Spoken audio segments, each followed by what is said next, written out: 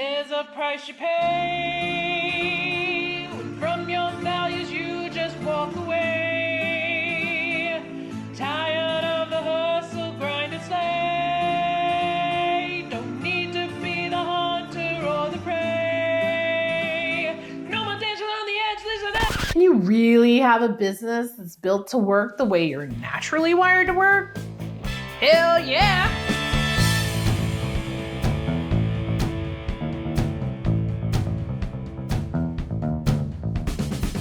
Business model. Linears, did your heart just skip a beat? Fusions, did your eyes glaze over? Chaotics, are you about to run for the hills? Stick with me here because business models don't have to be complicated. In fact, if you've got a business that's producing any income, then you've already got a business model, whether you like it or not. And hopefully you like it. If not, this episode's for you. A business model is simply the way your business makes money. Around here, that means how you make money doing what you love without the overwhelm or the burnout. That's what we try to do here. Your business model gives you clarity about your offers and how you'll be making money. I mean, sure, you can make it more complicated than that. Fusions, I'm talking to you. But it can also be as simple as saying, this is who I am. This is why I do what I do. This is who I serve. This is what I offer. And this is how I deliver it. Bam! There's your business model. In fact, that's exactly how we talk about business models in the Creative Freedom Coaching Program. That's your Creative Freedom business model equation right there. You plus Y plus who plus what plus how. I told you last time that I'd be talking about this again, and I like to keep my word. You're welcome. Choosing a business model, like choosing a niche, can produce all the feels, especially fear of the unknowns. What if people don't buy? What if this is wrong for me? What if I'm not good enough? What if I'm not successful? Whatever successful is for you. Oh my gosh, what if I fail? What if people hate it? What if they hate me? What if I end up a laughingstock of my industry? Oh! Okay, so before you have a panic attack, let's take a breath and let's go the other way. What if people do buy? What if this turns out great for you? What if this is a perfect fit for you right now? Oh my gosh. What if you're ridiculously successful and there's a long line of people out the door waiting to work with you? What if they adore your offer? What if they adore you? What if you end up on the cover of every magazine and media outlet in your industry? Yeah, that might feel a little panic-inducing too. In fact, some people fear success as much, if not more, than failure. But here's the thing. Like my copywriter Jackie says, fear's only final if you make it final. You're not married to anything, including the business model that you pick for yourself. Try it out for a while, and if it doesn't work, pivot. I mean, that's the power of having creative freedom. You get to build your business in a way that works for you, for how you're wired to work. And if it ain't working, you can change it. Just like niching, choosing a business model isn't about limiting your business, nor is it about limiting your potential. It's about making sure that from the very beginning, you're making money and building a business that works for the kind of creative that you are, for the kind of person that you are. It works with you and not against you. Instead of looking at the full business model equation, today's episode focuses on the last part, the what and the how. That's the part most people think of when we talk about business models anyway. That's also the easiest part, to be honest, because that's the part that's informed by the first part. When you know what's important to you and why you do what you do and who you're talking to, it's super easy to figure out what to offer and how to deliver it. So if you don't already have clarity on that first part, check out the resources on the blog to help you get that nailed down. Because today, we're only doing the second part. All right, let's get to it with the first business model, and that's a service-based business model. And this is exactly what it sounds like. Your income is derived from the services that you provide to your people. Somebody's going to pay you for the work that you're doing, and you're going to do that work to produce something for them in return. Chaotics often do well with a one-to-one service model because they can be boutique, high touch, and really over-deliver with customization or personalization. But, and this is a big warning, you need to make sure that you've priced your services high enough to feel good about the investment of time and energy that you're giving in return. Charging too little because you want to give is a common trap for you. And it's something you need to get over. People are willing to pay for the extras that you want to provide, so bill them accordingly. It's okay to do some good in the world and make good money. If you don't, you're going to get burned out, overwhelmed, and exhausted, resenting your audience and the work that you're doing. And that stinks. Linears want leverage and volume because numbers matter. So focus on one-to-many, corporate accounts, licensing your intellectual property through a train-the-trainer type of offer. And it doesn't always mean charging less. A train-the-trainer offer can be tens, if not hundreds of thousands of dollars per person. But if you're angling for mass market numbers, your pricing will likely be lower than a comparable boutique-style one-to-one offer. Fusions need a crowd somewhere in the middle. Pretty typical of fusions, right? You're not trying to be super high touch, but you're not necessarily looking to become a commodity either. So one-to-many type offers will suit you just fine. And that can be in person or on stage, or leading live courses or masterminds or group coaching.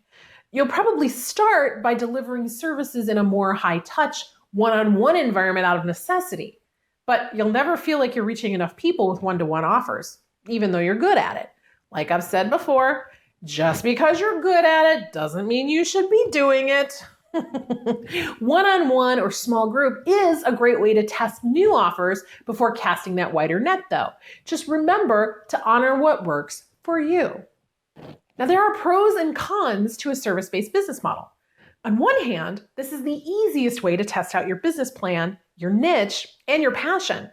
It typically carries the least amount of overhead. You don't need to spend much money to get this started or to keep it moving in the beginning. As you grow, you'll be spending money on continuing education, expanding your team, etc. And your pricing should reflect that growth. I'm just saying. So check out our previous episodes on pricing for more on that. On the other hand, it's more time-consuming to produce and deliver the services each time than it is for the other business models. Templates and systems can only take you so far because you're still the one delivering the service. So scaling this kind of business can prove difficult and require lots of creativity since you alone are the driving force behind the business. Even a train-the-trainer offer keeps you training trainers and actively working in the business. Now, you could develop an agency and bring on others to help you scale or franchise things so that you can eventually extricate yourself from the day-to-day operations, but that's usually more than a few years off from where you're at right now, especially if you're just getting started. Another model to consider is a product-based business model. This is where you provide a product in exchange for money. So art, music, fashion, food, online courses, books, other tangible products. Now, for you fine artists, how does this differ from a service-based model? Well, essentially, you're offering the end result, the artwork, instead of your specific skills and time to create that art. Look at Dale Chihuly's business model. He's built a product-based model where he hardly even touches the art. His studio team makes almost everything. Not according to his specifications, of course, but not much is being made with Dale's own hands anymore. Chaotics. This is one of those, ooh, it sounds sexy kind of business models for you. If you've got lots of ideas and want to create, remember that your product still needs to center around creating an experience that tugs at your client's emotions. You're not likely to be selling commodities, but rather handcrafted, finely created, exceptional works of art that have a fascinating story. Or you might be selling rare, quirky, or unusual merch that connects to the movement that you're making, like one-of-a-kind hand-carved jewelry, fountain pens, or some other conversation piece. Linears in the product model are, again, looking at volume, scale, and ubiquity. Your products are probably more mass market or masstige, like Body Shop, They're not a generic store brand, but they're not the luxury high-end brand either. They're kind of in the middle. Fusions are a mix of both. Books and music can be mass market, but they can also create an experience that tugs at your emotions. Also, like Chaotix, you may be offering merchandise related to the movement that you're creating, but it's probably less unusual and more typical. Things like t-shirts, hats, cups. Why? Because they're scalable revenue streams and they're easy to manage and source. You want some differentiation, but you're not generally trying to create a totally new experience like Chaotix might be. Now, for the pros and cons. Product-based business models can be more easily scaled, since one product can be replicated and sold to more than one client and customer at a time, over and over and over again. It can also be easier to sell since customers and clients will have clarity and a tangible physical thing that they can touch and feel or see and hear. So there's no doubt about what it is that you're selling to them. They're getting a book or a bar of soap, or they're downloading a song, a can of beans, etc. Once you're out of the research and development phase, you're going to spend way less time on product creation than you will in a service-based business. Because again, you've got a system, you can just crank this stuff out.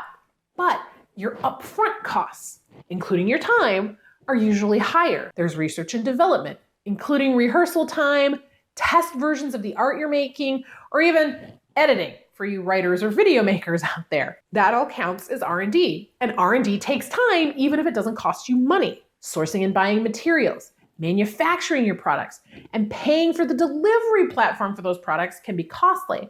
And those aren't usually one-time expenditures. And then there's organizing, maintaining, and warehousing your inventory of tangible products. It can get downright overwhelming.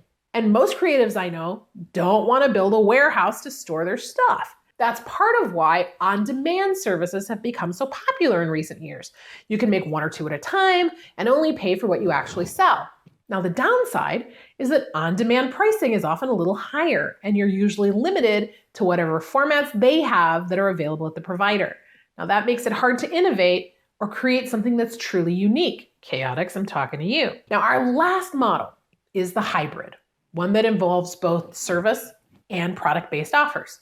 Yes, of course, you can have a combination of service-based and product-based businesses. Yes, examples: hairdressers that sell hair products, life coaches that teach an online course, nutritionists that have a book, or a business coach to creatives that also writes and records music, books, and performs on the air, on stage, and on screen. That sounds familiar, doesn't it?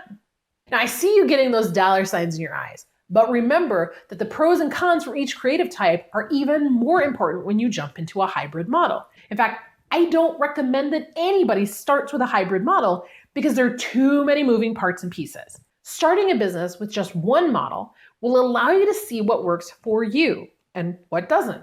That helps you test your niche, gives you enough information to know if you need to pivot before you're tracking an inventory of offers that end up falling flat.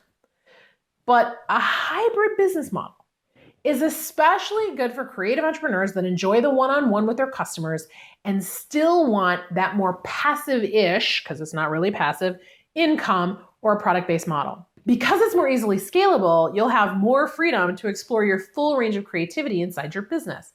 Yes, fusions, I'm talking to you. As a fusion myself, who knows that you can't just pick one thing to run with forever, a hybrid model gives you the outlets that you need to play and explore without putting a lot of pressure on any one thing to be your livelihood. But, and I can't stress this enough, trying to do too much too soon is only going to cause you to feel overwhelmed. It's going to cause you to resent your business, and you're going to want to strike a match and burn it all down. Not that I speak from experience or anything. As I said early in the episode, the goal isn't to get married here. It's about to try out a model, play with it for a while, and see what fits you. Remember, you're building a business that supports who you are and how you best show up in the world. One that gives you the creative freedom you crave and the time, money, and energy to enjoy the fruits of your labor. That's ROR. That's what I'm talking about. So remember, trust yourself and do what comes naturally to you. That's what your right audience is going to rave about. Now, we put together a handy cheat sheet for this episode to help you see your options more clearly and decide for yourself which model suits where you're at in your business journey. It's already live and waiting for you in the Rising Tide member area. So check out the Rising Tide link on the website to get your member account and access our free learning library today. Remember, you don't have to marry your business model. Just try it on for a while and see how it works for you. Thank you for helping us make a bigger impact in the world. We appreciate our sponsors and patrons and appreciate every like, tweet, follow, share, and review that you give for Creative Freedom. We're still one of the fastest growing shows for creative entrepreneurs because of your help. Thanks. Next time, we'll be chatting about how to set up your business plan for the next 12 months. Yeah, I know it's not January anymore, but so many folks have already fallen off their New Year's resolutions, and this works whether you're starting at the new year or any time of year. Be sure you subscribe to our show to get notifications about the upcoming episodes, and I hope we'll see you there. And until then, for more inspiration and education to help you get off the hamster wheel of hustle and own your dreams without selling your soul, come see what's shaking over at LisaRobbinYoung.com. You know you want to.